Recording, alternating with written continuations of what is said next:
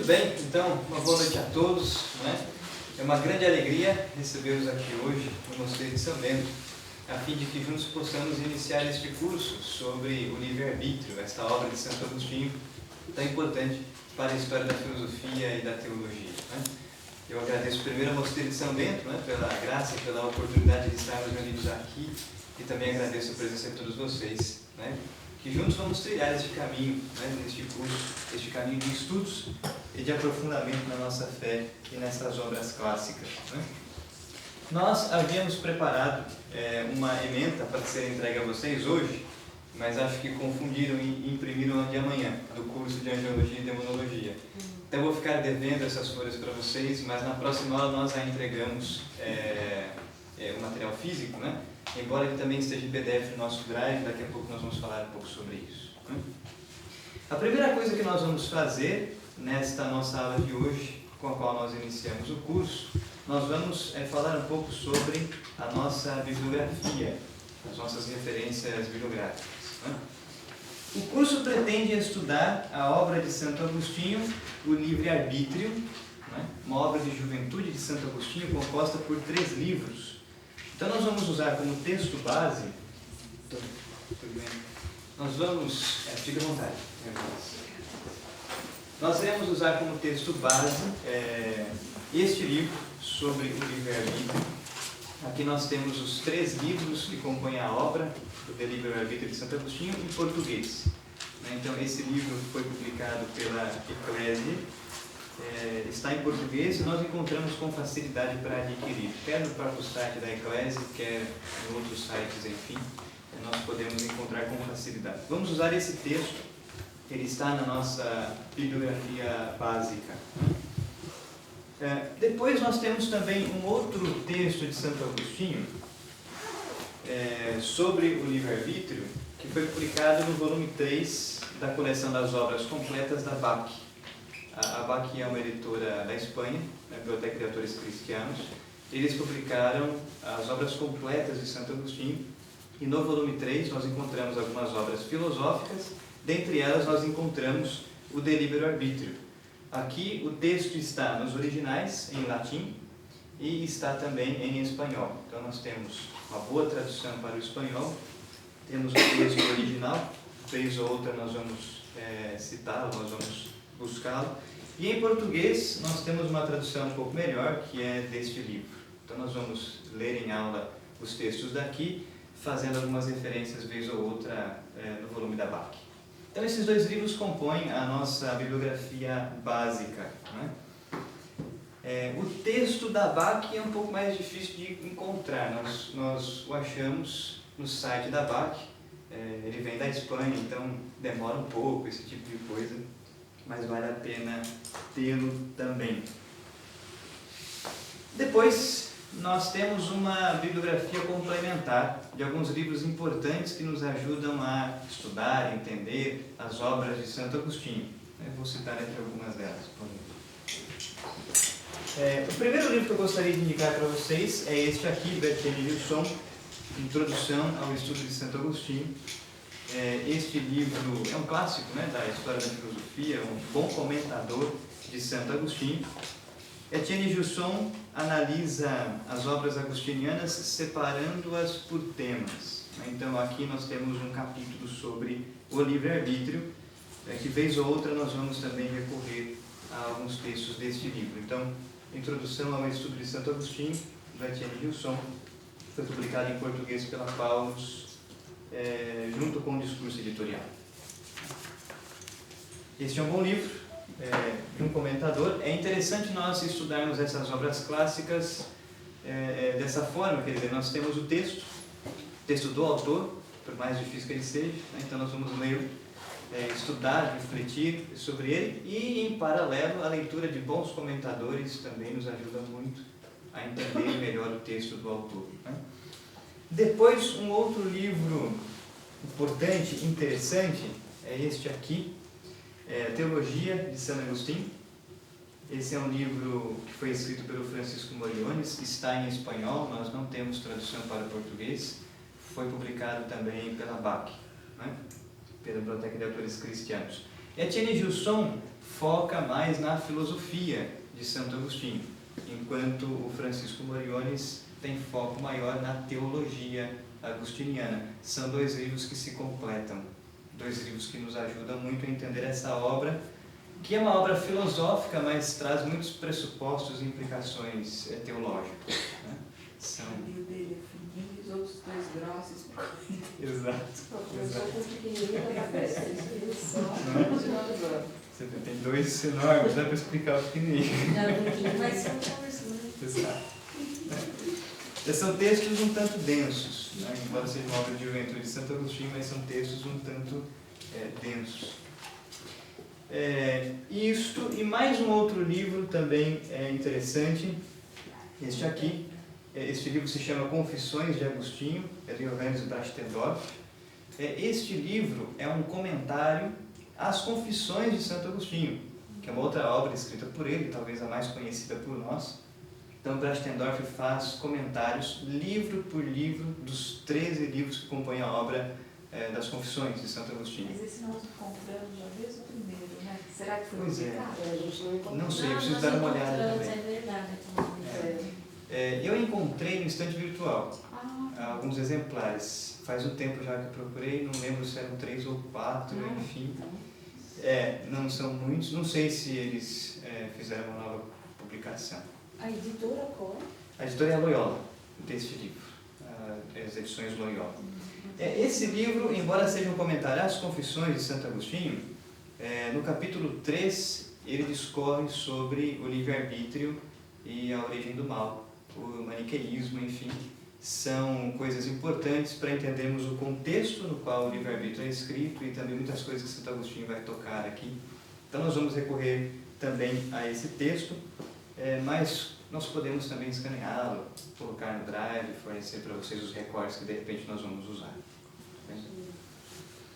Bom, são 3 obras que nós usaremos no curso em paralelo à leitura do texto principal, que é o texto de Santo Agostinho.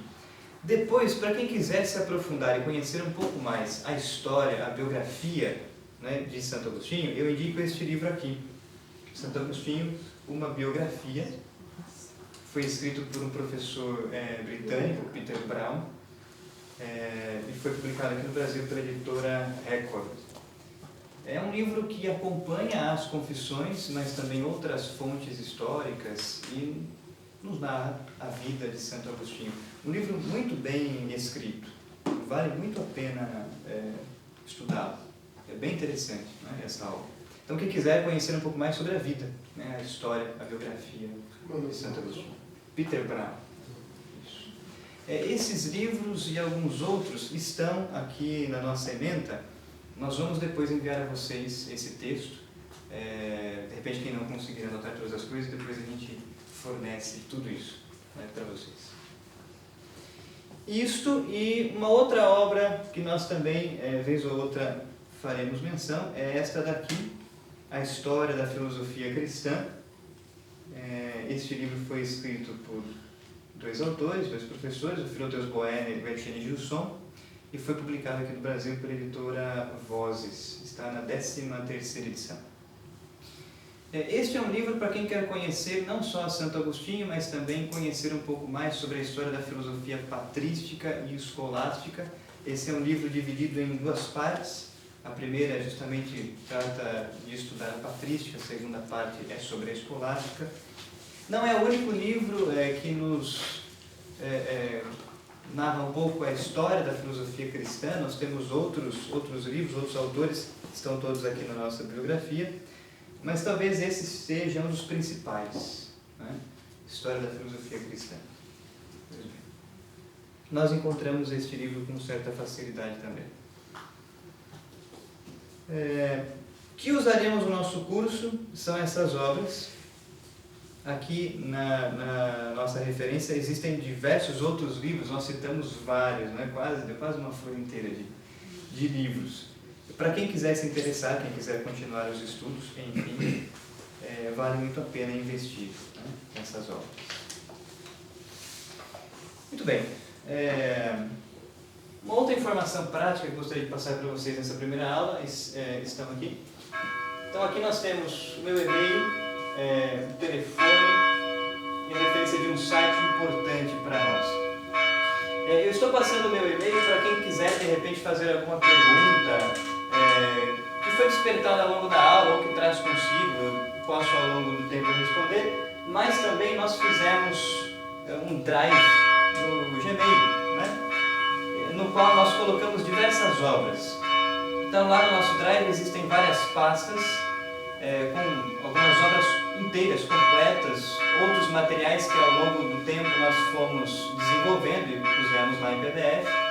E no drive existem duas pastas, uma deste curso de Santo Agostinho e outra do curso de amanhã, Angiologia e Demonologia.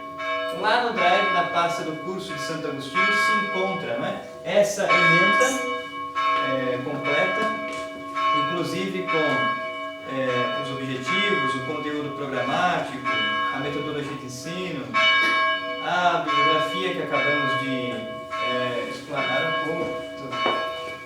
E nós também temos um calendário de aulas, então nós conseguimos nos programar por aqui. Esse texto inteiro está lá no Drive, né? Então quem quiser anotar o meu e-mail e enviar um e-mail para mim, eu respondo o e-mail com um link de acesso do Drive. Vocês podem entrar lá, fiquem à vontade para baixar as obras que estão ali, estudar, enfim. Nós temos esse material. Ou também, quem quiser deixar o seu e-mail no final para o César ou eu, nós podemos também enviar para vocês o link de acesso do Drive. Aqui é o meu telefone, porque nós temos também um grupo no WhatsApp, daqui dos alunos do Mosteiro de São Bento. O intuito do grupo do WhatsApp é enviar informações, orientações de estudos, alguns textos, alguns esquemas. Não é um grupo para debates, né? Não é um grupo para enviar bom dia, boa tarde, boa noite. É um grupo estrito para informações dos cursos, né? Quero de terça, quero de quarta-feira.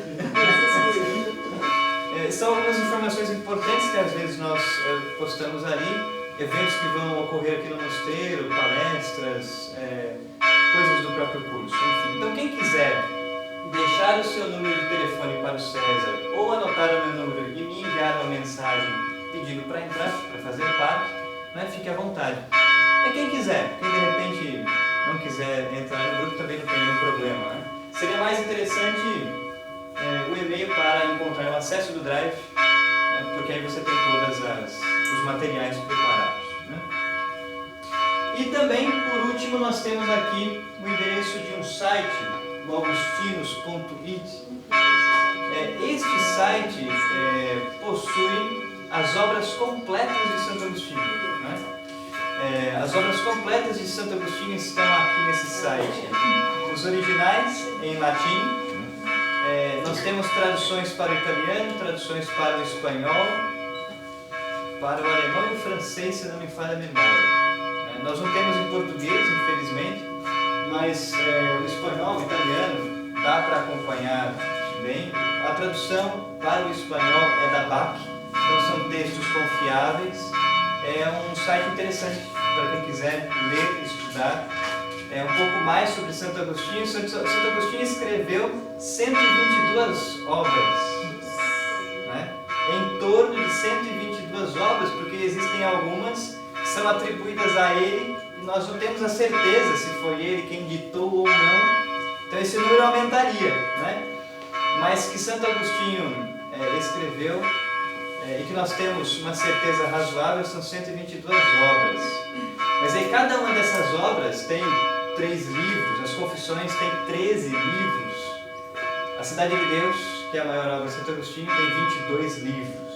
Então Santo Agostinho escreveu muito. Estas obras todas estão aqui neste site. Para quem tiver curiosidade, quem tiver interesse de entrar lá, olhar, né? Fuçar um pouco nos textos de Santo Agostinho, né? É um grande santo, né? Santo Agostinho, um grande doutor da igreja, um grande escritor eclesiástico, né? Pergunta para o Possídio que ele sabe. Pois é. Possídio era o ajudante de Santo Agostinho, né? e ajudou Santo Agostinho a editar inúmeras obras. Para quem não conhece o César Poção, Santo Agostinho.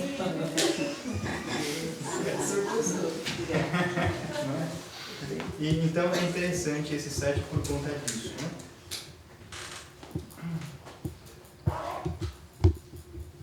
Posto isto, vamos então falar um pouco sobre ele, sobre Santo Agostinho e essa obra que será objeto de estudos deste curso, né? Santo Agostinho, então, nasceu dia 13 de novembro do ano de 354, morreu no dia 28 de agosto do ano de 430, né? Portanto, 76 anos, né? Santo Agostinho nasceu em Tagaste, uma cidade do norte da África Romana, né? Porque esse período é o período do Império Romano. O norte da África era o celeiro do Império, né? A região da Numídia, a região do norte da África, produzia inúmeros gêneros alimentares para abastecer o Império inteiro, né? Desde milho, trigo, arroz e algumas outras coisas, né? Portanto, Santo Agostinho nasceu em uma cidade, nós diríamos hoje, rural, né? Santo Agostinho nasceu em uma família que trabalhava a terra. Patrício, seu pai, era dono de algumas terras, né? E justamente vivia do que ele plantava, né? Patrício era pai de Santo Agostinho. Patrício era um homem pagão, né, que se converteu no final de sua vida, já doente, prestes a morrer. Sua mãe é Santa Mônica, esta sim, uma grande cristã, uma grande santa, né, mãe de Santo Agostinho, e com certeza teve muita influência na sua vida, na sua educação. Lutou muito pelo seu filho, né, inclusive pela conversão de seu filho. Então, Santo Agostinho nasce em Tagaste, uma cidade do norte da África Romana, né, cidadão romano, portanto, e morre em 430 na cidade litorânea de Hipona Régia, né? Santo Agostinho, Hipona, que também é uma cidade do norte da África, uma cidade litorânea, né, do norte da África romana. Santo Agostinho tem uma história muito interessante e muito curiosa, né? Nasce em Tagaste, com grande aptidão para os estudos. Santa Mônica se esforça, consegue ajuda inclusive financeira de alguns parentes para mandar Santo Agostinho para Cartago, a fim de estudar retórica, estudar oratória, tornar-se o que hoje nós chamaríamos de um advogado, né? Um retor. Termina os seus estudos em Cartago, retorna para Tagaste a fim de ficar um tempo ali, torna-se maniqueu, né? Começa a ler o Hortênsios, uma obra de Cícero, outro autor também latino, que o desperta para a filosofia, para a busca da verdade, para a busca do sumo bem, do transcendente. Torna-se maniqueu. O maniqueísmo era uma heresia da época, vive 9 anos como maniqueu, viaja para Roma, depois para Milão, torna-se orador oficial do Império Romano, um grande cargo, né? E lá conhece o grande também Santo Ambrósio, né? Santo Ambrósio de Milão, outro padre da igreja, outro santo doutor da igreja, né? Tem um gato bem interessado na aula. Mas vou ter que colocar para fora. Ele é assíduo, esse gato é bem interessado. Deixa eu dar um jeito. E é justamente em Milão, com Santo Ambrósio, que Santo Agostinho vai conhecer primeiro a filosofia neoplatônica, né? Então Santo Agostinho tem algumas fases na sua vida, né? Primeiro, Agostinho, embora nasceu numa família cristã por conta da sua mãe, mas vive num grande paganismo, num grande relativismo talvez, moral inclusive, né? Santo Agostinho preocupava-se em tornar-se um retor, em fazer fama, em acumular dinheiro, né? Em conquistar massas e tudo mais. Essa era a grande preocupação de Santo Agostinho quando vai para Cartago, né? Mas sempre muito inteligente. Em uma primeira fase da sua conversão é a leitura do Hortênsios de Cícero, um protéptico, uma obra de exortação, de convite à filosofia. O Bratendorf, no seu livro, coloca esse evento como o primeiro momento de uma conversão mais remota, né, de Santo Agostinho, porque ali ele deixa o seu relativismo e começa a buscar a verdade, começa a buscar a Deus. Mas vai buscar a Deus no lugar errado, vai buscar a Deus numa seita herética, um maniqueísmo, né, que trazia uma imagem de pessoas estudadas, racionalistas, né, vive 9 anos como maniqueu. Se desilude do maniqueísmo, o abandona, vive um período de ceticismo, né, um ceticismo do tipo não consegue, não quer acreditar em nada porque não vê em nada consistência, né? E a essa altura ele já estava em Milão, que na época havia se tornado a capital do Império Romano, e através dos sermões de Santo Ambrósio, que Santo Agostinho ia ouvir, porque tinha que combatê-lo como orador do Império, Santo Agostinho conhece, via os sermões, via também diálogos que teve com Santo Ambrósio. Santo Ambrósio lhe apresenta o neoplatonismo, o neoplatonismo de Plotino, Porfírio, né? Santo Agostinho não leu Platão em si mesmo, mas leu Platão através do neoplatonismo, né? Sobretudo de Plotino e Porfírio. E se dá conta da existência da substância imaterial. Ele, que até então era materialista, não no sentido de um materialismo histórico dialético de Karl Marx, não é nada disso. Santo Agostinho era materialista no sentido de que para ele o mundo real era o mundo das substâncias materiais, né? Santo Agostinho não concebia a existência de uma substância imaterial, e é pelo neoplatonismo que Santo Agostinho se dá conta de que existe o espírito, o imaterial, né? E a partir deste evento do neoplatonismo, Santo Agostinho então se converte ao cristianismo, é batizado por Santo Ambrósio em Milão,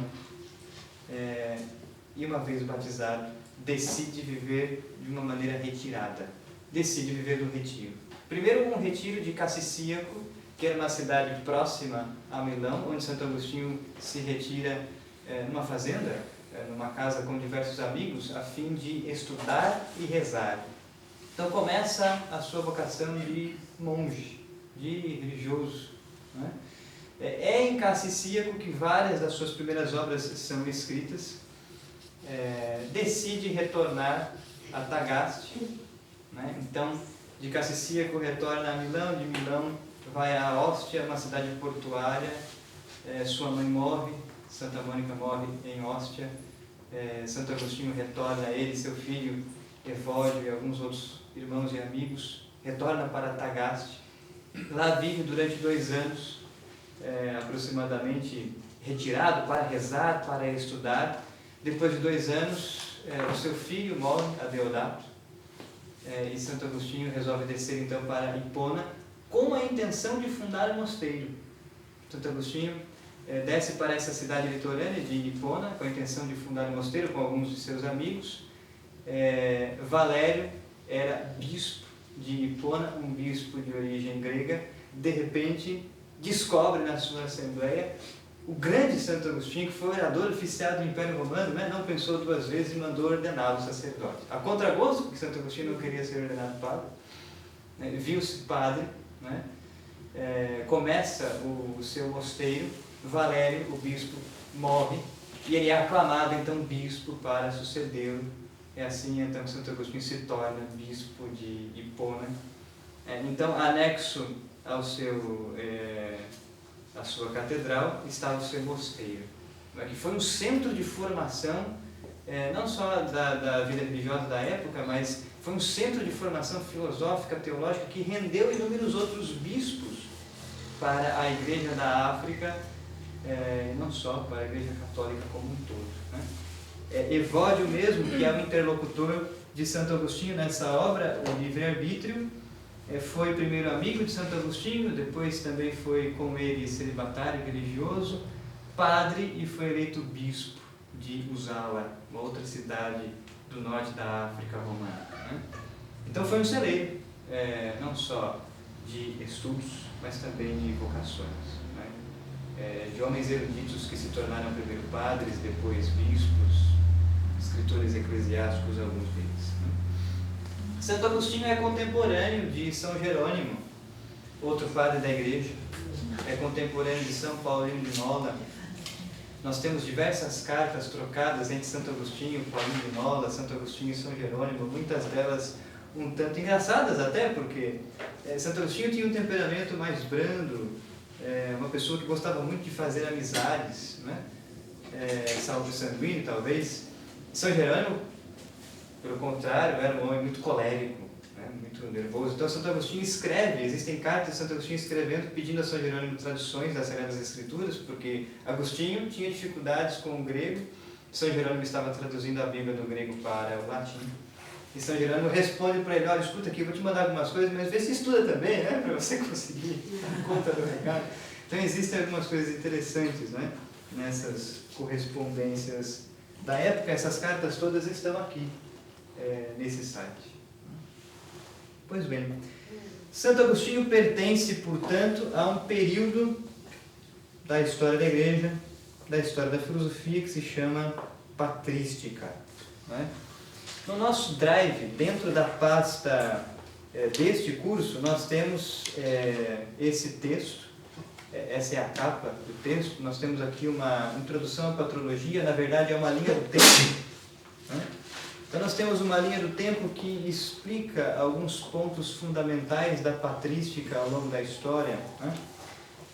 Quem quiser acessar pode encontrar esse texto lá na pasta desse curso na íntegra.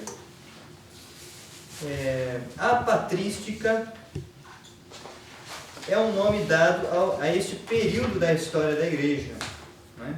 E a patrologia é o nome dado aos escritos dos autores eclesiásticos que viveram, né, nesse período. Então, patrística é uma palavra que designa o tempo, né, o espaço temporal. A patrologia é uma palavra mais indicada para ser usada para se dirigir aos textos, né, aos estudos dos autores que viveram nesse recorte histórico. A patrística latina, a patrística dos autores que falavam latim, vai então do século I até o século VII da era cristã, né, a patrística latina ou ocidental, né? A patrística latina termina no século VII com a morte de São Gregório Magno em 604 e Isidoro de Sevilha em 636. Mas a patrística grega, né, ou patrística dos padres que falavam grego, mas a patrística oriental dura um pouco mais, vai do século I ao século VIII e termina com a morte de São João Damasceno no ano de 749. Essas informações todas estão lá na linha do tempo, né, nesse texto que está em PDF no Drive. A patrística é um período importante. Por quê? Porque é o período da filosofia cristã, né? A filosofia cristã nasce e surge dentro do helenismo, né? O período do helenismo começa lá atrás, antes de Cristo, no final do século IV, início do século III antes de Cristo, né? Começa justamente com a expedição de Alexandre Magno, né, para o Oriente, as conquistas territoriais, a formação do seu império. O período do helenismo põe fim ao período da filosofia clássica, né? A filosofia clássica é um período histórico onde encontramos autores em Atenas, né? São os autores clássicos Sócrates, Platão, Aristóteles. O período do helenismo é quando a filosofia sai de Atenas e começa a se expandir, né, dentro do território de Alexandre Magno. Começa, portanto, no final do século IV, início do século III a.C. A patrística começa dentro do período do helenismo, né? Enquanto na filosofia clássica nós tínhamos escolas, sobretudo a escola platônica e a escola aristotélica, no helenismo começam a surgir diversas escolas filosóficas, e o cristianismo vai tornar-se uma delas, né? Dentro da patrística nós temos alguns períodos. Então nós temos Cristo, né, o mistério da encarnação, a vida, a paixão, morte e ressurreição de Cristo. Cristo escolheu os seus 12 apóstolos. Lembrando que o grupo dos 12 apóstolos é distinto do grupo dos 72 discípulos, né? Então nós temos Cristo, os 12 apóstolos. Estes 12 apóstolos, depois de Pentecostes, saem para anunciar o Evangelho, a igreja se expande, começa a se expandir, né, dentro do Império Romano. E por onde passam vão fundando comunidades, vão deixando ali outros bispos, presbíteros, enfim. E nós temos, portanto, depois dos apóstolos, o tempo dos padres apostólicos. Né? Os padres apostólicos são aqueles autores que conheceram diretamente os apóstolos de Cristo. E os apóstolos de Cristo conheceram, conviveram com Cristo, né? Com o próprio nosso Senhor. Então nós temos Cristo, os apóstolos, os padres apostólicos. Os padres apostólicos estão no século I, início do século II.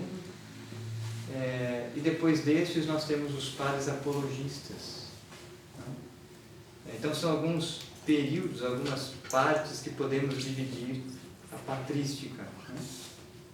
Cristo. Mais para frente. Exemplos de padres apostólicos, né? Vamos citar alguns. Então nós temos essas divisões da patrística: Cristo, os apóstolos, os padres apostólicos, que são aqueles que conheceram diretamente os apóstolos, estão no século I, início do século II. São, por exemplo, Clemente de Roma, que foi Papa, né? Inácio de Antioquia, Policarpo de Esmirna, o pastor de Hermas, são alguns autores desse tempo, desse período, dentro da patrística dos padres apostólicos. Depois nós temos os padres apologistas. Os padres apologistas estão no século III. Né? Exemplos de padres apologistas são Aristides de Atenas, Hermes, o filósofo, Tertuliano, Apolinário de Hierápolis, São Justino de Roma, Santo Irineu de Milão, Clemente de Alexandria, são nomes de padres apologistas. Estão no século III. E a partir do século IV, nós podemos já encontrar diversos autores, e a patrística, ou agora a patrologia, não é? Se divide em dois grandes ramos. Então aí sim a distinção é clara: nós temos a patrologia grega e a patrologia latina. Santo Agostinho nasce no século IV, morre no século V, pertence, portanto, à patrologia latina. Então isso é um pouco do período de Santo Agostinho. Sem dúvida, Santo Agostinho, se não for o maior, é um dos maiores padres da igreja, doutores da igreja, um dos maiores autores eclesiásticos desse período da patrística, porque jogou luzes aos que vieram depois, né? Fez história, é um autor muito importante. A patrística, portanto, termina no século VII no Ocidente, no século VIII no Oriente, e por volta do ano 800, século IX, nós temos o início da escolástica. Né? Então, a história da filosofia cristã se divide em dois grandes blocos: a patrística e a escolástica. Cada um desses dois grandes blocos, por sua vez, se subdividem em outros períodos, em outras partes. Por isso que esse livro é importante. Esse livro retrata bem isso. Traz a divisão da história da filosofia cristã, patrística e escolástica, e os autores, e o que pensaram os autores de cada um desses períodos. Mas não é o único livro que trata disso. Existem outros que estão indicados na nossa bibliografia. Muito bem. Falemos um pouco então agora desta obra que vamos estudar. Vimos que Santo Agostinho escreveu muito, né? Nós costumamos dividir os textos de todo grande autor, né, em obras de juventude, obras de meia-idade e obras de maturidade. Né? Podemos fazer essa classificação. Né? Em Santo Agostinho é a mesma coisa. Então nós temos obras de juventude, que são aquelas escritas por ele logo após a sua conversão, mesmo antes do batismo e logo depois do seu batismo. São as chamadas obras de Cassicíaco e algumas outras. Né? O livre-arbítrio faz parte desse conjunto de obras de juventude de Santo Agostinho. É o Agostinho que começou a pensar, a refletir a filosofia cristã, a teologia. E este é outro ponto importante, né? destes autores, porque, em sua maioria, esses autores da patrística eram estudiosos da filosofia, eram filósofos, né, que se converteram ao cristianismo e começaram a pensar a fé, começaram a dar explicações da fé com pressupostos filosóficos. Então, de fato, também na história, a filosofia é propedêutica da teologia. Não só na formação eclesiástica, mas também na própria história, a filosofia precedeu a teologia, nasceu primeiro, porque a teologia católica nasce por pressão da filosofia. Então, estes autores, esses grandes homens intelectuais, ao se converterem, começaram a pensar, a refletir sobre a fé, começaram a estudar as Sagradas Escrituras, começaram a estudar os mistérios de fé, inclusive para fazer a defesa do cristianismo perante os pagãos, perante as pessoas e o próprio império. Assim por exemplo, os padres apologistas, que recebem esse nome justamente por fazerem a apologia, a defesa da fé. Então eles precisavam pensar, refletir, colocar de uma maneira lógica as verdades de fé e explicá-las. Então são esses autores que fazem surgir no seio da igreja a teologia e lançam os fundamentos, os alicerces da doutrina da igreja. E por isso muitos deles são santos doutores da igreja. Santo Agostinho, portanto, é um santo doutor da igreja. O livre-arbítrio é então obra de juventude. Nós temos depois obras de meia-idade, como por exemplo as Confissões. As Confissões de Santo Agostinho é uma obra de meia-idade, é o Agostinho já bispo, mas ainda não com idade avançada. O Agostinho maduro, erudito, com grande envergadura, é o Agostinho das obras de maturidade, que ele escreve mais para o final da sua vida. Assim, é a Cidade de Deus, por exemplo, uma obra de grande maturidade de Santo Agostinho. Os seus tratados sobre a graça, Santo Agostinho os escreve já mais para o final da sua vida. São textos mais densos, mais difíceis também, todavia textos de uma sabedoria impressionante. Santo Agostinho, ao longo da sua vida, enfrentou pelo menos 3 heresias. Santo Agostinho enfrentou, quer dizer, combateu pelo menos 3 heresias. O maniqueísmo, já nas obras de juventude, Santo Agostinho tem textos combatendo o maniqueísmo. A heresia do donatismo, dos donatistas, que Santo Agostinho combate nas obras de meia-idade. E mais para o final de sua vida, Santo Agostinho combate o pelagianismo, uma outra heresia, e difícil esta última de enfrentar, foram grandes tensões, grandes combates aí, mas Santo Agostinho os enfrentou e venceu essas heresias todas. Não são as únicas heresias do período da patrística, existem outras, como o arianismo, o nestorianismo, mas Santo Agostinho enfrenta e combate diretamente, pelo menos essas 3, o maniqueísmo, o donatismo e o pelagianismo. Digo isso porque Santo Agostinho, nessa obra, o livre-arbítrio, está dialogando, está combatendo o maniqueísmo. Uma heresia que pregava que não existe o livre-arbítrio da vontade. Em breve nós já vamos entrar um pouco mais nesses detalhes. Poderia repetir um pouco? É o maniqueísmo, o donatismo e o terceiro? E o terceiro é o pelagianismo. Pelagianismo. Pelagianismo. São essas 3 heresias combatidas diretamente por Santo Agostinho. Inclusive, algumas dessas heresias foram combatidas em debates públicos, convocados por Santo Agostinho. Os donatistas, por exemplo, tiveram muitos debates públicos com Santo Agostinho. E nós temos as atas, As atas estão inclusive nesse site também, desses debates todos. O arianismo é juventude ou é mais velho? Arianismo.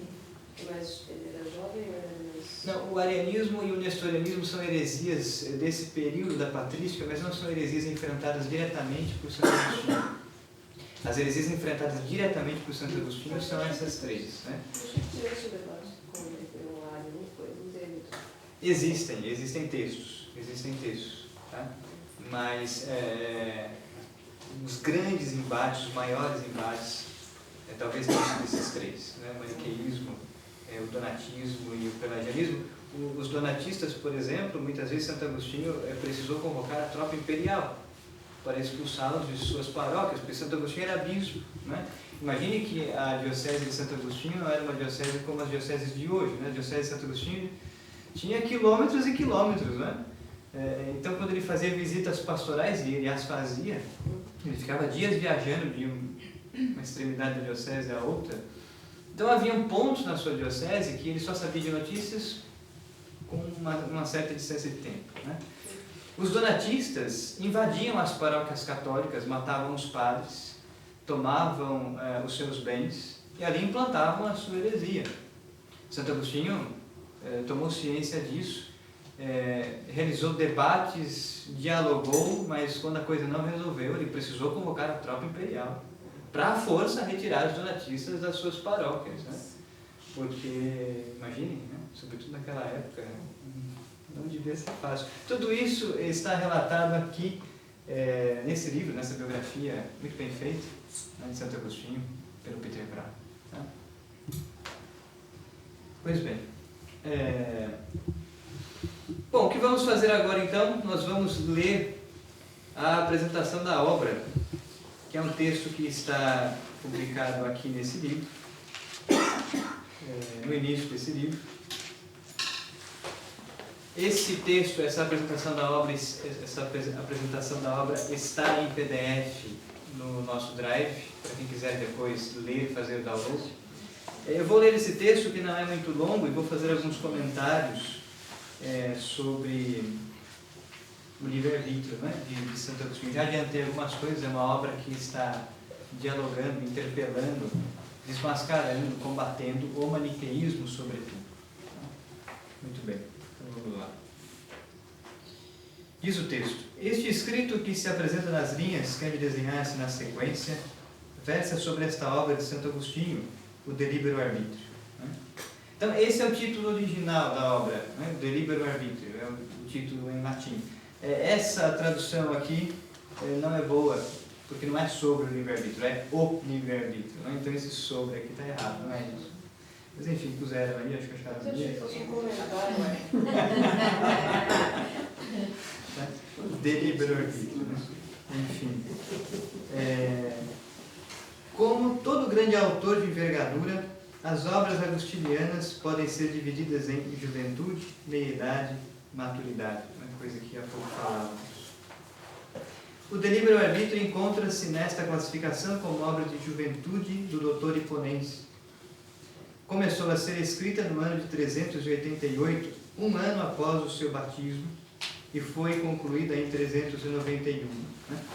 Há controvérsias na datação desta obra. Né? Alguns autores dizem que Santo Agostinho começou a escrever em 387 e terminou só em 395. Né? Assim pensa, por exemplo, o padre Victorino Capánaga, que escreveu a introdução do De Libero Arbitrio aqui, na publicação da BAC.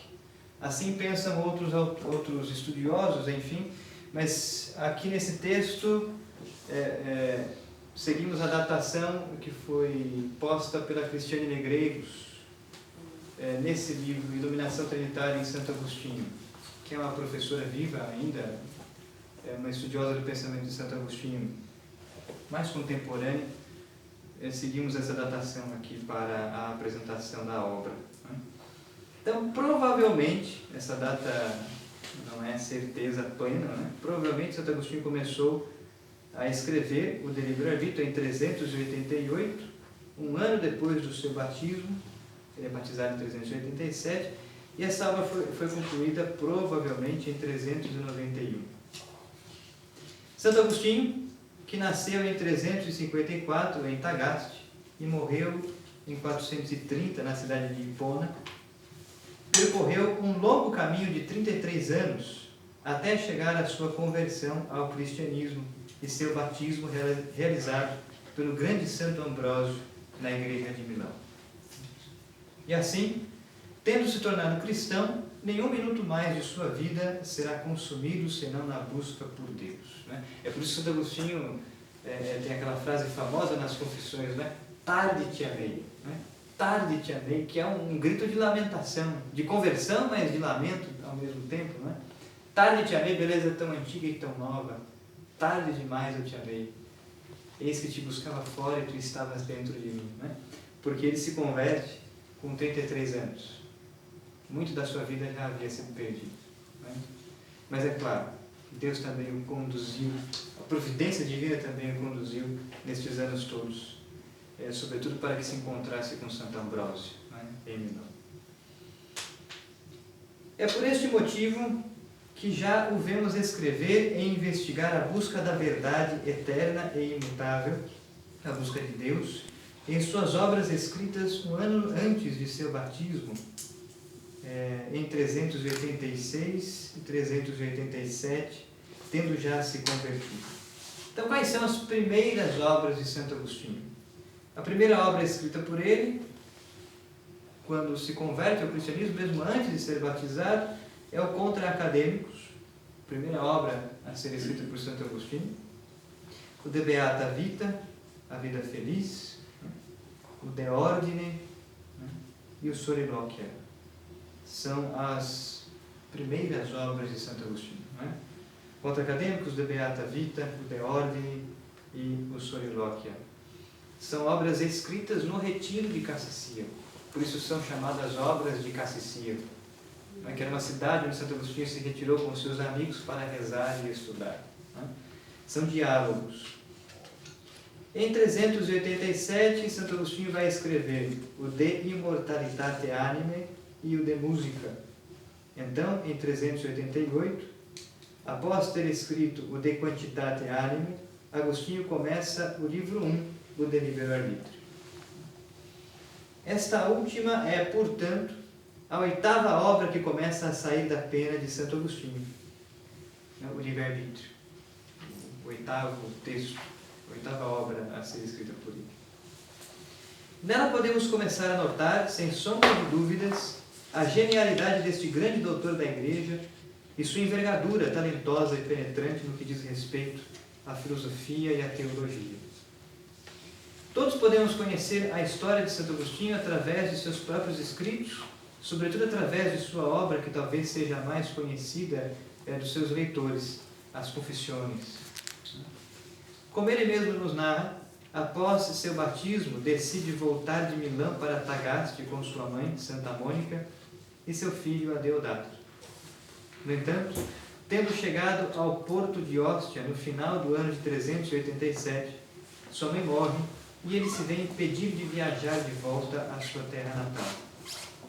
Vai então a Roma para ali ficar até o final de 388. É neste contexto que o livro 1 desta sua obra de juventude, o De Libero Arbitrio, começa a ser escrito. Na sequência dos fatos, Agostinho volta a Cartago e daí a Tagaste, vê as mortes de Adeodato e Nebrígio. Adeodato é seu filho. Santo Agostinho nunca se casou, mas tinha uma concubina, com quem ele viveu algum tempo. Teve com ela um filho, Adeodato. Adeodato morre em Tagaste. Nebrígio era seu irmão, também morre. Em 391, decide deixar Tagaste e ir até Hipona, com a intenção de fundar um mosteiro, e é ordenado padre. É nesta trama de acontecimentos que Santo Agostinho escreve os livros 2 e 3 do De Libero Arbitrio, já padre. O doutor hiponense está ainda nos inícios de sua vida como escritor eclesiástico, mas já traz, então, uma grande profundidade em seu pensamento filosófico-teológico, que foi conquistada ao longo de seus anos de formação e atuação como orador e estudioso dos textos de autores clássicos, sobretudo os romanos. Santo Agostinho sempre teve uma grande aptidão aos estudos. Leu e estudou os autores clássicos, latinos, Cícero, dentre outros. Aqui, nesta sua obra sobre a liberdade da vontade, Agostinho colocará, uma vez mais, toda a sua potência investigativa em responder com sua razão, agora iluminada pela fé, o problema filosófico da natureza do livre-arbítrio, suas relações com a origem do mal e o mérito que pode ser adquirido pelos homens diante de Deus. Essa frase é importante. No livre-arbítrio, uma obra de juventude, Santo Agostinho procura investigar, procura conhecer a natureza do livre-arbítrio e suas relações com a origem do mal. É a grande pergunta de Santo Agostinho. Posteriormente, mais para o final de sua vida, Santo Agostinho vai escrever uma outra obra chamada A Graça e a Liberdade, que faz parte dos seus tratados sobre a graça, e que foi publicado em português pela Paulus, no volume 13 da coleção patrística. Aqui não tem só essa obra, tem outras também. A Paulus chamou esse livro de Graça 2. Então aqui nós temos a graça e a liberdade, a correção e a graça, a predestinação dos santos, o dom da perseverança. Esta obra de maturidade, a graça e a liberdade, é como que a continuação do livre-arbítrio. Aqui, no livre-arbítrio, Santo Agostinho procura investigar para justamente conhecer a natureza da liberdade e da vontade, e a origem do mal, interpelando, questionando, combatendo o maniqueísmo. Lá, nessa obra de maturidade, a graça e a liberdade, Santo Agostinho está explicando de que maneira que a graça pode estar ligada com o livre-arbítrio, com a liberdade. E que as duas coisas não são contrárias. As duas coisas se completam, É a graça de Deus que de fato nos torna homens livres. E nessa obra de maturidade, a graça e a liberdade, Santo Agostinho está combatendo o pelagianismo. É isto que vai dizer, por exemplo, Francisco Moriones, aqui no seu livro. Ele tem uma frase interessante que separei para nós.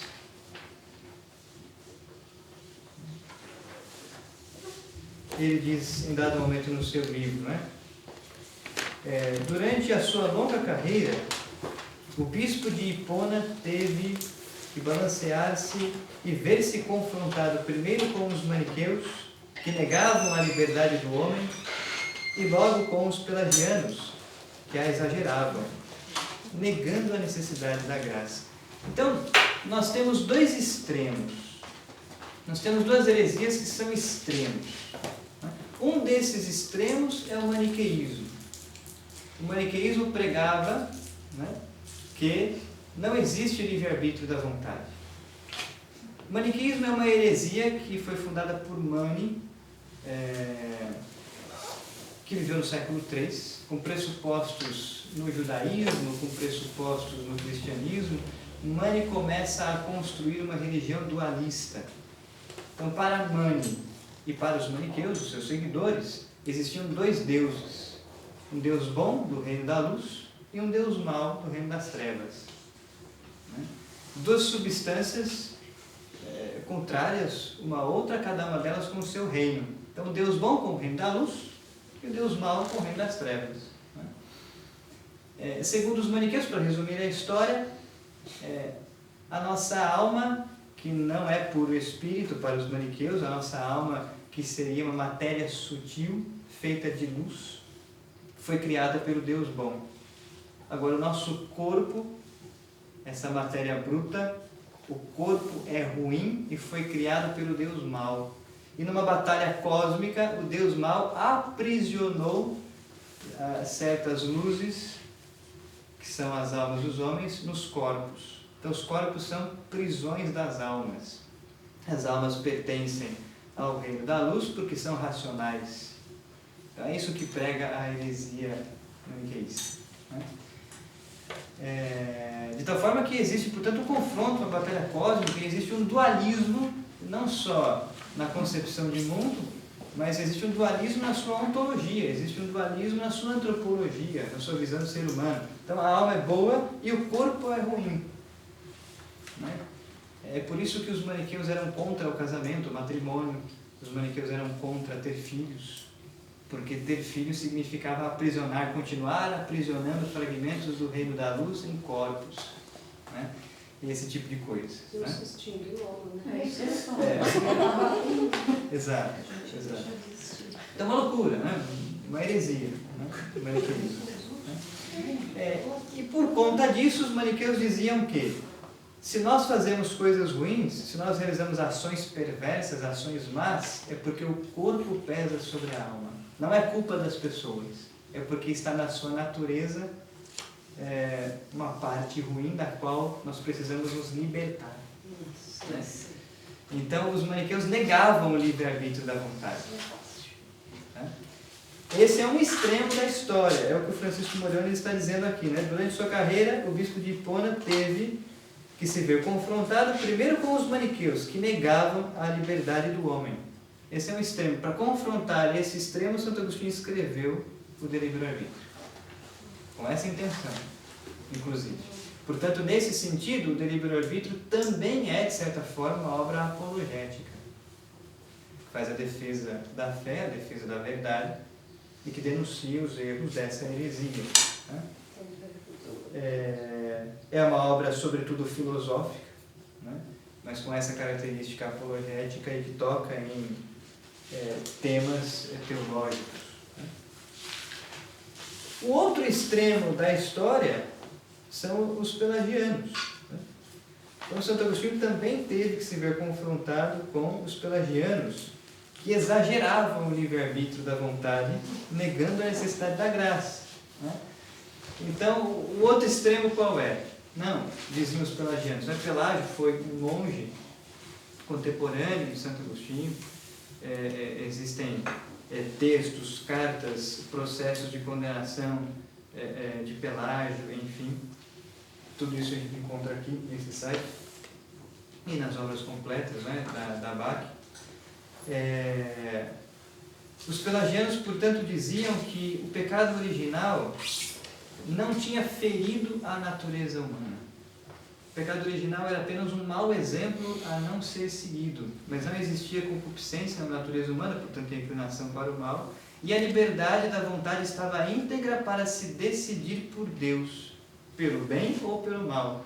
Então pregavam os pelagianos que nós poderíamos trilhar o caminho da salvação com as nossas próprias forças, em outras palavras, sem a necessidade da graça. Né?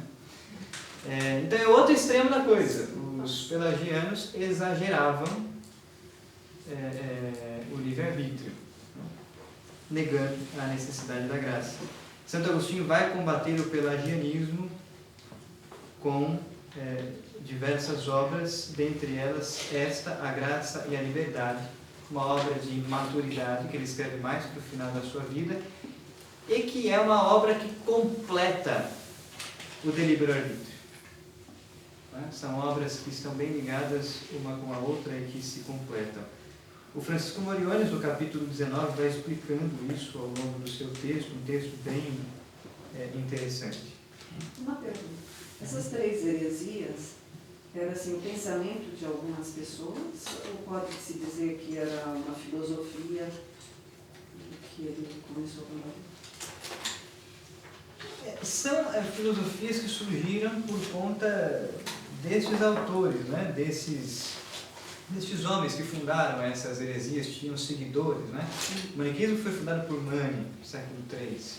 O pelagianismo foi fundado por Pelágio, um monge dentro da própria igreja. Né? Assim, as outras heresias, Nestório, Ário. Então, algumas heresias surgiram por conta de pessoas, a maioria delas membros da igreja, mas que começaram a pensar fora da comunhão com os outros bispos, portanto fora do magistério, tinham seguidores e começaram a desenvolver uma construção filosófica, teológica, para provar o que pensavam. E são textos que nós temos até hoje, a igreja os guardou ao longo da história, chegaram até nós hoje, porque a igreja os conservou, né? Mas a igreja sempre se pronunciou contra e condenou as heresias. Né? Então é isso. São construções filosóficas, teológicas feitas por estes homens que iniciaram aí tinham um grupo de seguidores. São as heresias. Né?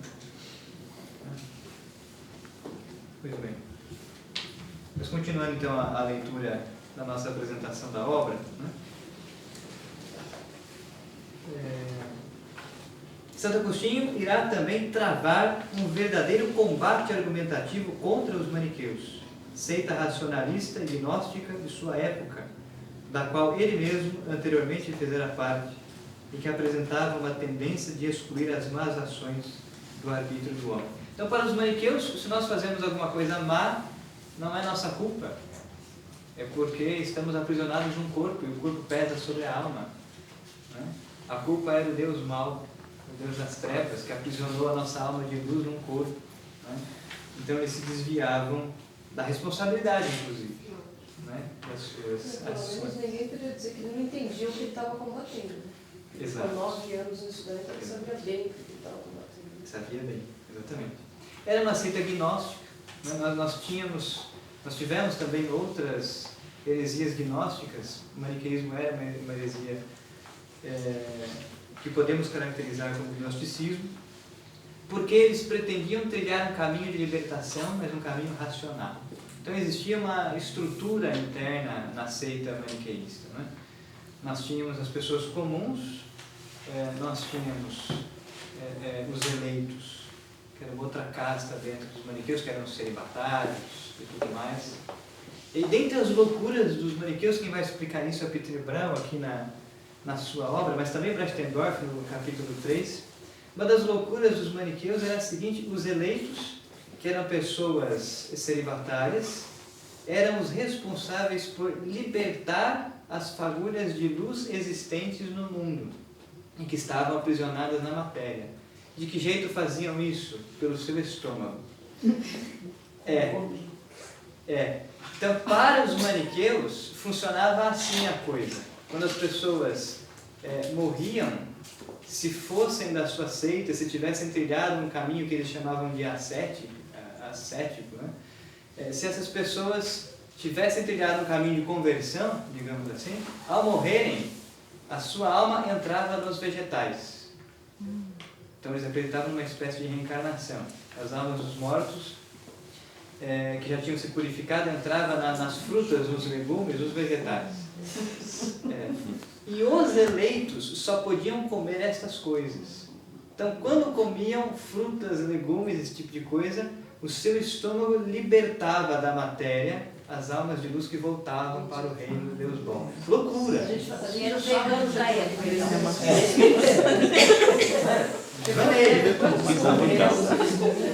O Brastendorf vai explicar isso com grande riqueza de detalhes no seu livro. Uma coisa bem maluca. Heresia. Santo Agostinho vai combater isso depois da sua conversão. Depois da sua conversão. ainda pensa assim. Pois bem.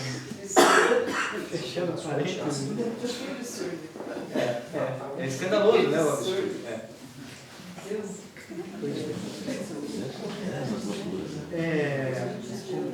Logo no início do livro 1, Santo Agostinho se pergunta se Deus é a origem do mal.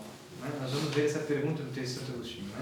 É por acaso Deus a causa, a origem do mal? Agostinho se pergunta se Deus é a origem do mal. Pergunta esta que soa um tanto estranha aos principiantes na filosofia agostiniana. Todavia, nossa tarefa é olhar as obras clássicas com uma profundidade hermenêutica maior e mais perspicaz do que talvez estejamos acostumados. A pergunta apresentada tem pressupostos e implicações. Ele pressupõe que muitos de seus interlocutores, sobretudo os maniqueus, cuja visão dualista da natureza humana os fazia chegar à conclusão de que não há liberdade, mas que é a matéria corporal que nos faz realizar obras más, enquanto que o espírito, matéria de luz, sutil, nos move a boas obras, enquanto os maniqueus querem entender o homem sem que este possua o livre-arbítrio de sua vontade. Afirmação no mínimo desastrosa, pois se não há liberdade nos atos humanos, como seria possível exigir do homem responsabilidade e imputar-lhe tanto prêmios como punições às suas ações? Exato. Não faz sentido. Desta forma, Santo Agostinho quer chamar o homem à sua responsabilidade e à sua vocação de senhor de si mesmo. Fazer olhar para dentro de si e se conhecer. conhecer sua natureza e suas capacidades diante de Deus. O livre-arbítrio coloca o homem em suas próprias mãos. Somos os donos de nossas ações e decisões. Cabe a nós a escolha entre o bem e o mal, entre a vontade de Deus, cuja realização nos conduz ao prêmio da vida feliz, da união da nossa alma com Deus, verdade eterna e imutável, ou a escolha de uma vida em pecados e nos prazeres, da fruição de bens temporais mutáveis e passageiros, cuja consequência é sofrermos a punição da eterna separação de Deus e da condenação. Né? Então está na nossa natureza a capacidade, a faculdade da vontade, do livre-arbítrio da vontade. Deus colocou isso em nossa natureza quando nos criou a sua imagem. E podemos escolher. Então, nós temos o poder, é assim que o Catecismo da Igreja Católica vai descrever o que é a liberdade. A liberdade é o poder de decidir, de escolher entre o bem e o mal, entre a verdade e a mentira, né? Entre a vontade de Deus e o pecado.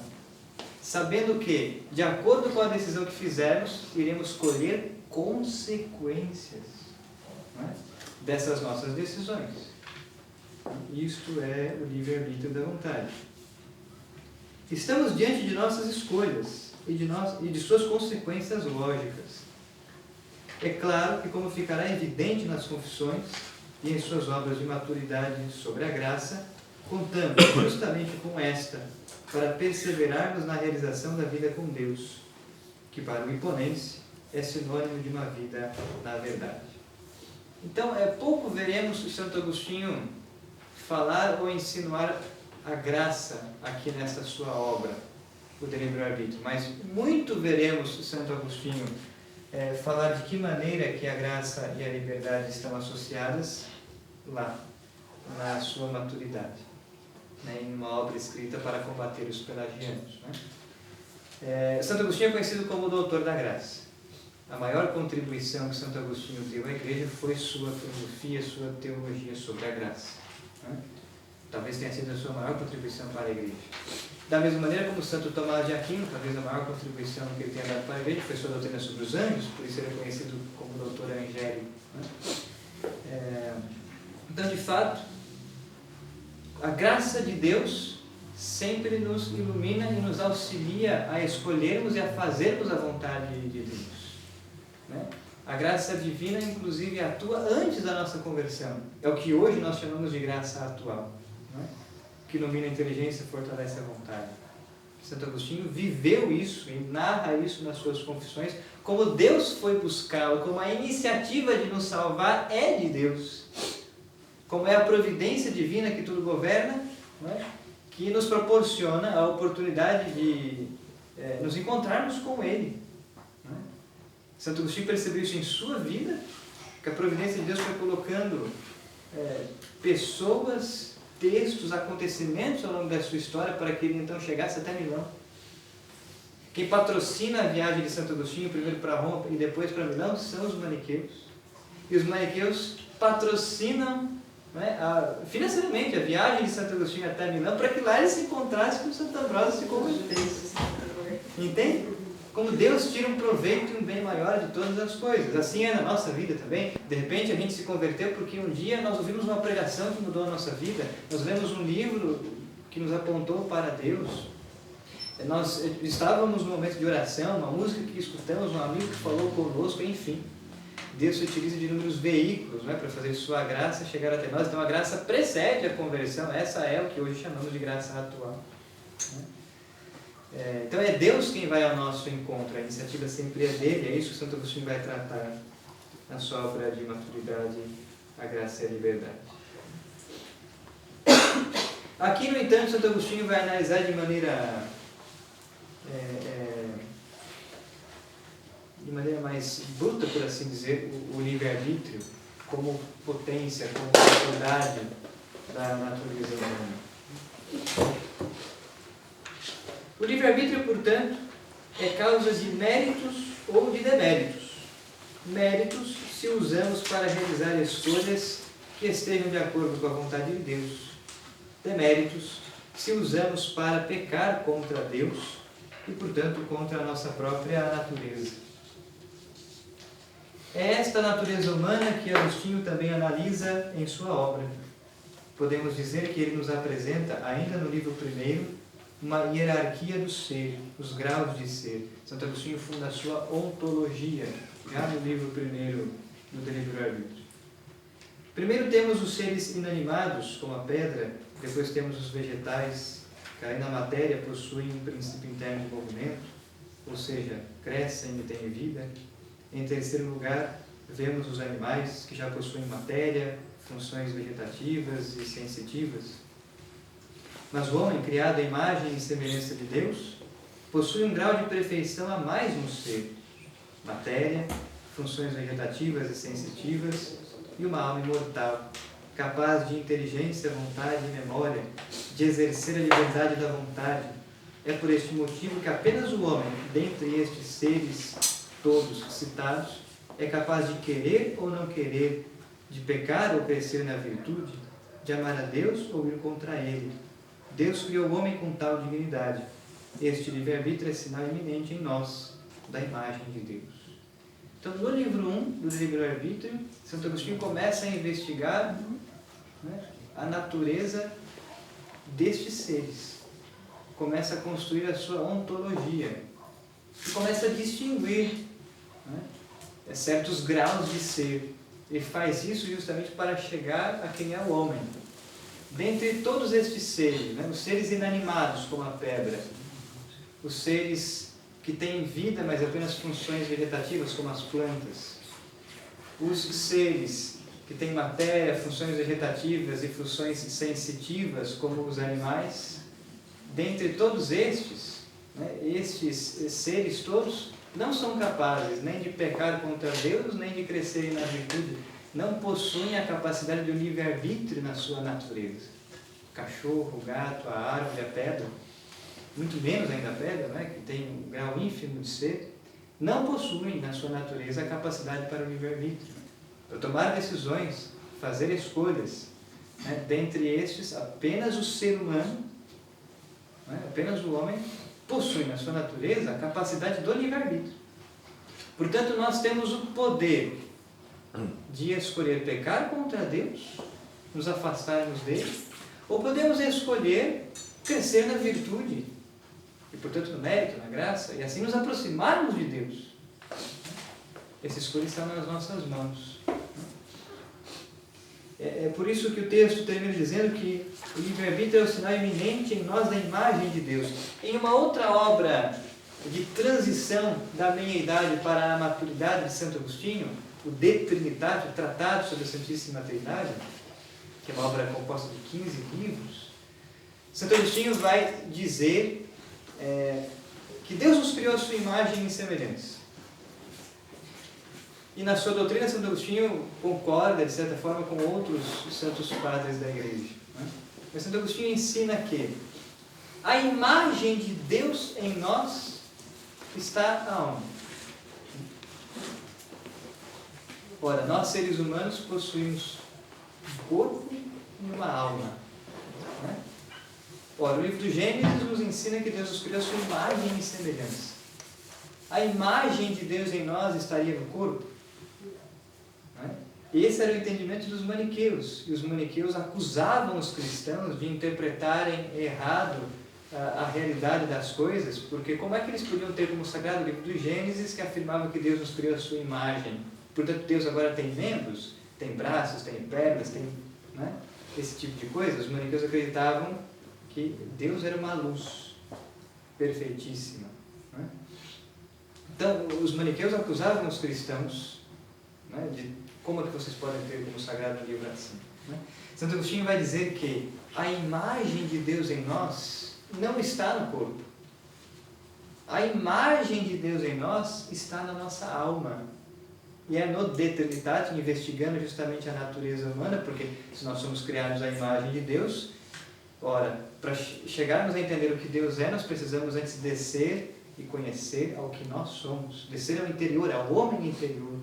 E buscarmos a imagem de Deus em nós para entendermos alguma coisa sobre Deus. É esse o caminho que Santo Agostinho faz do livro 11 ao livro 15 do De Trinitate.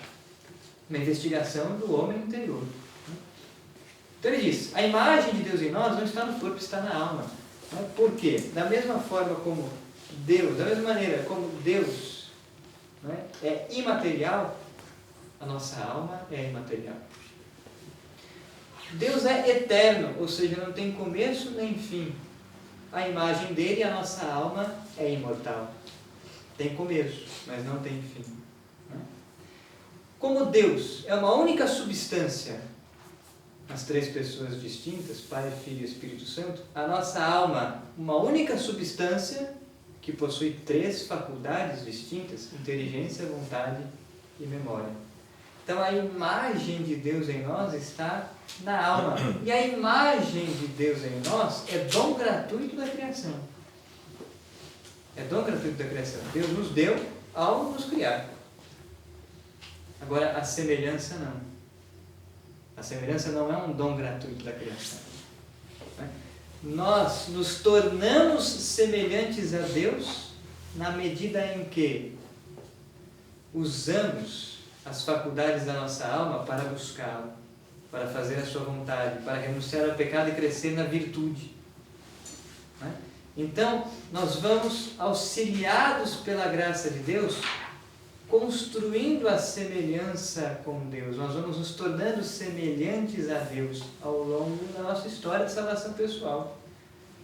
Quando decidimos usar a inteligência para conhecer os mistérios de fé, investigá-los, quando nós usamos a memória para guardar aquilo que já conhecemos acerca de Deus, quando usamos a vontade para decidir obedecer aos mandamentos divinos, então nós vamos nos tornando semelhantes a Deus ao longo do tempo.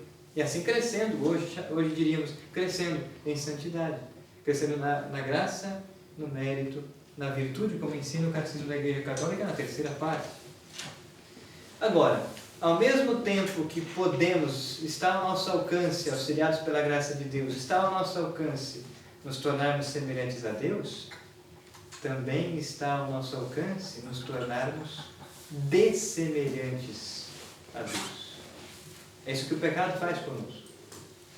Quando usamos a inteligência, não para conhecer os mistérios de fé, mas quando usamos a inteligência para arquitetar o pecado, quando usamos a memória não para nos lembrarmos do que já conhecemos e aprendemos acerca de Deus, mas a memória grava e guarda as lembranças dos nossos pecados, né? As feridas, os ressentimentos, né? Aquelas lembranças dolorosas dos nossos pecados.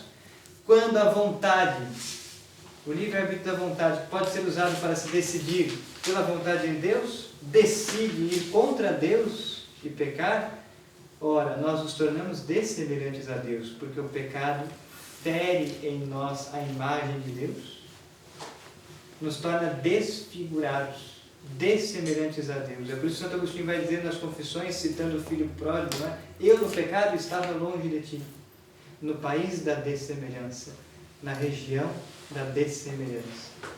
E o Senhor gritou o meu nome como que me chamando de volta.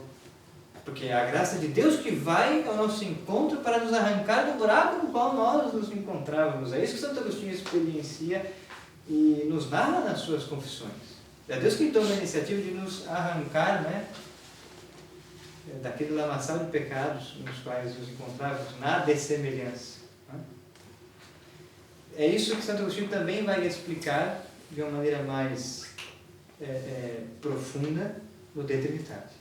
A restauração que a graça de Deus pode fazer na imagem e semelhança de Deus em nós. Pois bem. Agora estamos em condições de responder à questão que por muito tempo incomodou a Santo Agostinho. De onde vem o mal? Etienne Gilson, comentando os escritos agostinianos, nos explica que no entendimento do santo de Hipona, o livre-arbítrio é a causa do mal. É por isso que Santo Agostinho vai começar a sua obra perguntando: Deus é o autor, a causa do mal? Ele está interpelando os maniqueus. Ora, não existem dois deuses, um Deus bom e um Deus mau. Existe apenas um único Deus. uma única causa de todas as coisas. Esse é o esforço que Santo Agostinho também vai fazer para provar a longo dos seus textos. Se existe um único Deus, e esse Deus é bom, e se no livro do Gênesis nós vemos o autor sagrado dizer que Deus olhou para tudo aquilo que havia criado e disse que tudo era muito bom, se Deus criou todas as coisas boas, então de onde vem o mal? Essa era a pergunta que muitos não conseguiam dar resposta e que os maniqueus interpelavam os cristãos e muitas vezes venciam alguns debates. Santo Agostinho encontrou essa resposta. A causa do mal, né? A origem do mal. Pergunta que tanto atormentou Santo Agostinho por algum tempo. Né? Então, diz aqui o texto que Etienne Jusson, comentando os escritos agostinianos, nos explica que no entendimento de Santo Agostinho, o livre-arbítrio é a causa do mal. Isto porque, como o homem é dotado de liberdade de escolha, pode-se decidir por pecar ou não pecar. Pode escolher fazer para si uma vontade má ou corresponder ao chamado de Deus para realizar boas obras. Está em suas mãos. Porém, deve refletir sobre as consequências de suas escolhas. Ao escolher o pecado, escolhe não apenas ir contra Deus, mas também trabalhar contra si mesmo, não encontrando o sumo bem e muito menos a beata vita, a vida feliz. Ou seja, não se realizando em seu ser e corrompendo sua própria natureza. Em contrapartida, se escolher fazer o bem à vontade de Deus, a graça divina o ajudará e ele conhecerá a verdade eterna e imutável para unir-se a ela, ou seja, o sumo bem que é o próprio Deus, realizando-se em sua natureza. E agora vem o parágrafo que é muito importante dentro dessa análise. Desta forma, ensina Gilson, e isso está neste livro, Introdução ao Estudo de Santo Agostinho. Desta forma, ensina Gilson que o mal não existe substancialmente, ou seja, o mal não foi criado por Deus como uma substância perversa em si mesma. E aqui está a resposta. Né? Ora, se Deus é um Deus bom, se nós cremos em um Deus bom, que criou todas as coisas boas, então de onde vem o mal? Ora, o mal não existe substancialmente. Ou seja, o mal não foi criado por Deus como uma substância perversa em si mesma. Deus não criou o mal. Deus criou todas as coisas boas. Todos os seres dos diversos graus de ser. Né? Deus criou as coisas imateriais, Deus criou as coisas que têm matéria e vida vegetativa, como as plantas. Deus criou os animais, vida vegetativa e sensitiva. Deus criou os seres humanos, matéria, vida vegetativa, vida sensitiva e vida racional. Deus criou os anjos. Santo Agostinho não vai falar sobre os anjos aqui nessa obra, mas Santo Tomás sim, mais para frente. Deus criou os anjos, puro espírito, né? Imateriais, que possuem na sua natureza inteligência, vontade e memória. Deus criou todos estes seres bons em si mesmos. Dentre todos esses seres, os anjos e os homens possuem inteligência, vontade e memória, livre arbítrio. Portanto, puderam decidir submeter-se a Deus ou revoltar-se contra Ele. Que os primeiros a se rebelarem contra Deus foram os maus anjos, começando por Lúcifer. É o conteúdo que vamos estudar no curso de amanhã de Demonologia, na segunda parte do curso. Então, os anjos, que foram criados por Deus, bons por natureza, por sua própria decisão, por sua própria iniciativa, né, escolheram rebelar-se contra Deus, pecar contra Deus, e por isso deformaram a sua natureza.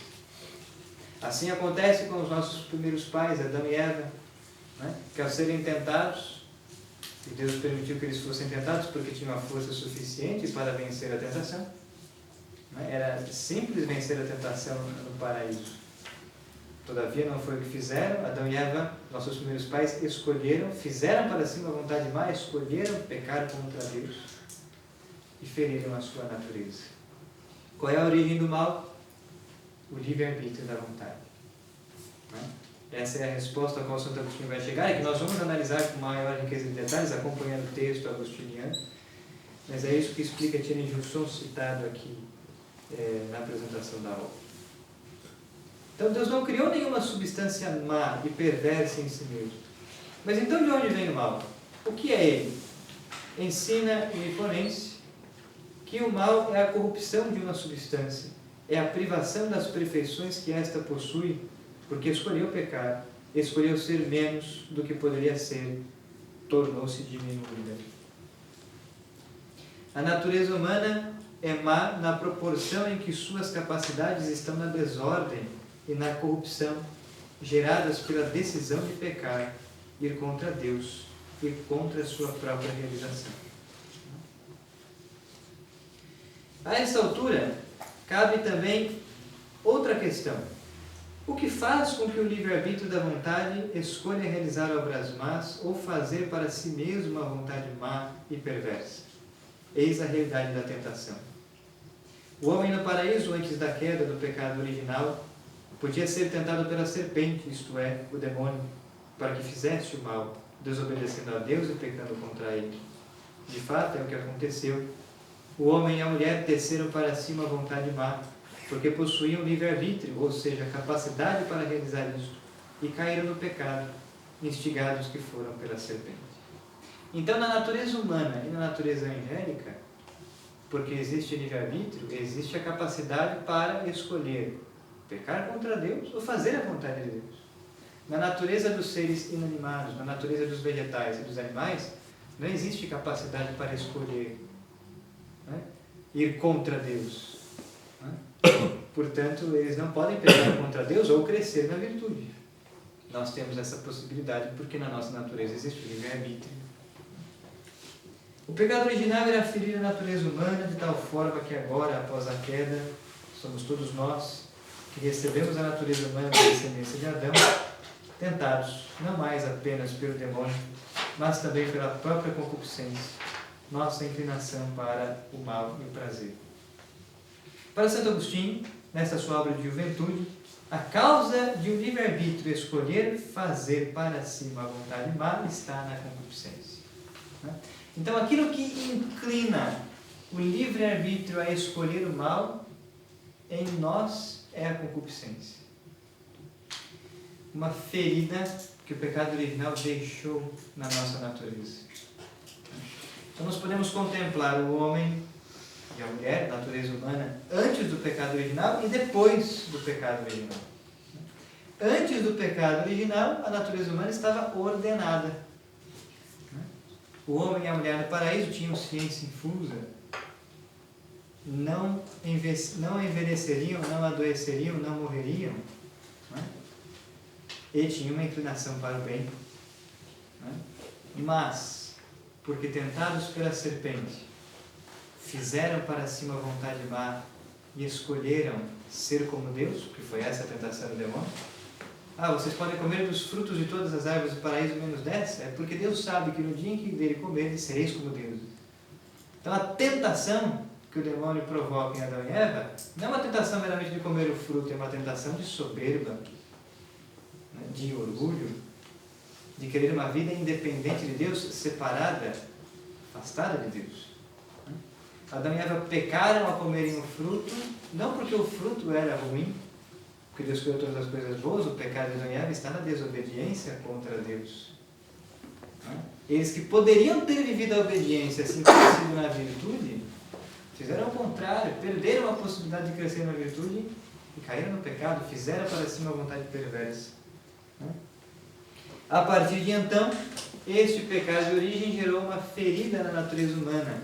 Perderam a ciência infusa, perderam a imortalidade corporal, de tal forma que a morte entrou na nossa natureza após o pecado original.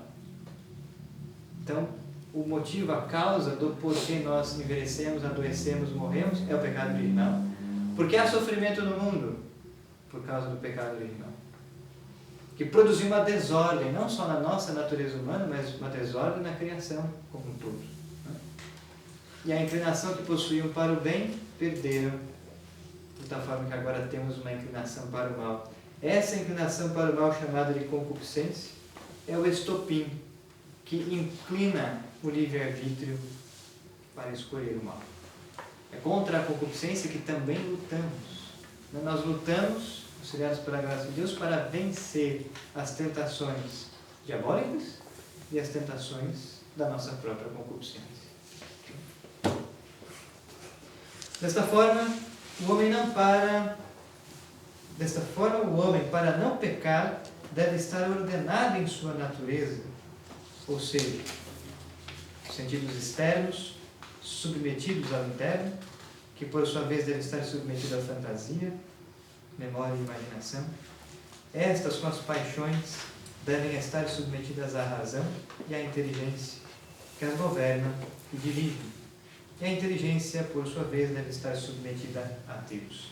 Esse é o homem ordenado em suas faculdades. Santo Agostinho nos ensina também no livro 1 do livro-arbítrio que na nossa natureza humana existem faculdades. Faculdades inferiores e faculdades superiores. As faculdades inferiores são aquelas que a alma exerce pelo corpo, são os sentidos externos, o sentido interno, a imaginação, as paixões da alma. São faculdades inferiores. Ao passo que na nossa natureza nós temos faculdades superiores, faculdades que são da alma, a inteligência, vontade, memória. Para que o homem esteja reordenado em sua natureza, as potências inferiores devem estar submetidas às potências superiores e as potências superiores submetidas a Deus. Quando não há ordem na natureza humana, a razão não governa as paixões, que acabam por arrastar o homem para uma vida fora de si, na busca por uma vã felicidade dos prazeres e fruição dos bens materiais, mutáveis e perecíveis. O homem, por livre vontade, submete a razão aos impulsos das paixões desordenadas e, por conseguinte, todo o seu ser ao pecado e ao domínio do demônio. Desta forma, longe de possuir a liberdade, o homem está escravo de suas próprias paixões desordenadas, dos prazeres, das coisas materiais e do diabo. Vive fora de si e não encontra a beata vida, a vida feliz. Então, Santo Agostinho explica que a origem do mal está no livre-arbítrio da vontade. O livre-arbítrio da vontade é a capacidade que nós temos para escolher entre o bem e o mal. Por que o livre-arbítrio da vontade escolhe fazer o mal? Porque está inclinado pelas suas concupiscências e paixões desordenadas para buscar a sua realização e a sua vida feliz na fruição do prazer, da fama, da riqueza, das coisas mutáveis exteriores a nós. Por isso que Santo Agostinho diz e ensina que quando o homem está no pecado, ele leva uma vida voltada para fora de si, não se conhece, não sabe quem é, vive na exterioridade. A conversão para Santo Agostinho é um processo que vai de fora para dentro e de dentro para o alto, para Deus. A conversão para Santo Agostinho é um processo, um caminho de interiorização. É um movimento de interiorização. Quando nós primeiro conhecemos quem somos, saímos das coisas exteriores, olhamos para dentro de nós, olhamos e contemplamos a nossa natureza, o que há em nós, as nossas faculdades. E percebemos que as faculdades humanas mais nobres não são as inferiores, os sentidos externos, internos, paixões. O que há de mais nobre na nossa natureza são as faculdades superiores, a inteligência, a vontade e a memória. Então, o primeiro passo para reordenar a nossa natureza é submeter, sobretudo as paixões, mas as faculdades inferiores todas, submetê-las à razão, à inteligência. Mas não só. Até aqui, Cícero já havia chegado, outros filósofos já haviam chegado. Santo Agostinho dá um passo a mais. Agora é preciso também submeter a inteligência e a razão a Deus, para que Deus ilumine a inteligência com a sua graça, fortaleça a vontade com a sua graça, de tal forma que, auxiliado pela graça, a inteligência submeta a si todas as paixões e as faculdades inferiores da nossa natureza. Essa é a reordenação da nossa natureza e do homem interior. Muito bem. Então, o homem desordenado precisa de restauração. A restauração começa a acontecer quando ele tira os olhos da razão e da inteligência das coisas exteriores a si e volta a estes olhos, os olhos da razão, os olhos da inteligência, para as coisas interiores, para o homem interior. No homem interior encontra suas capacidades e potências. Percebe que a razão não deve estar submetida às paixões desordenadas, mas ao contrário, é a razão que deve submeter a si e governar os sentidos externos, o sentido interno, as paixões e concupiscências e a própria imaginação. Quando é a razão que governa as paixões, a vivência destas torna-se ordenada para a busca do bem. O homem começa a perceber que pode fazer para si uma vontade boa, realizar boas ações, boas obras, auxiliado pela graça. Assim, o homem interior é reordenado. A razão submete a si todas as paixões e desejos, bem como a própria inteligência está submetida a Deus, que pode então iluminá-la. Percebe, né? Então, a decisão do livre-arbítrio deve ser qual? Decidir, primeiro, submeter-se a Deus, o que implica a vida de oração. Não é? As faculdades superiores, o livre-arbítrio da vontade, o homem reflete com a inteligência, decide com a vontade submeter-se a Deus, o que implica a oração. E então ele se torna capaz de submeter a si todas as faculdades inferiores, as paixões, as concupiscências, os sentidos. Assim, portanto, o homem interior é reordenado. A razão submete a si todas as paixões e desejos, bem como a própria inteligência está submetida a Deus, que pode então iluminá-la. Este homem reordenado encontra a liberdade. É plenamente livre porque usou com sabedoria de sua capacidade, de seu livre-arbítrio, para escolher e realizar sua natureza. Recebe, portanto, o prêmio da beatitude, a união de sua alma com a verdade, com Deus. Aos maus, porém, que mantém sua natureza na desordem da fruição, não de Deus, mas das coisas materiais, a estes é dado não o prêmio, mas sim a punição de uma vida longe da beatitude, porque assim o escolheram. Eis aqui a grande responsabilidade que nos torna passíveis de uma imputabilidade. Muito bem. Nós vamos terminar a leitura da apresentação da obra aqui. Nosso horário já vai adiantado. Importa dizer uma última coisa. Para Santo Agostinho, portanto, existe uma diferença entre o livre-arbítrio e a liberdade.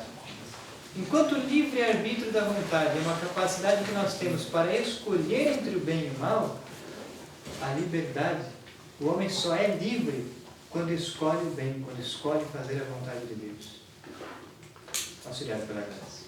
É verdade, possibilidade. Exato. Né?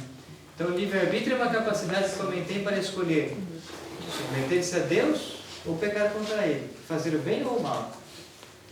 Mas nós somos livres apenas quando escolhemos fazer o bem, porque isso realiza a nossa natureza.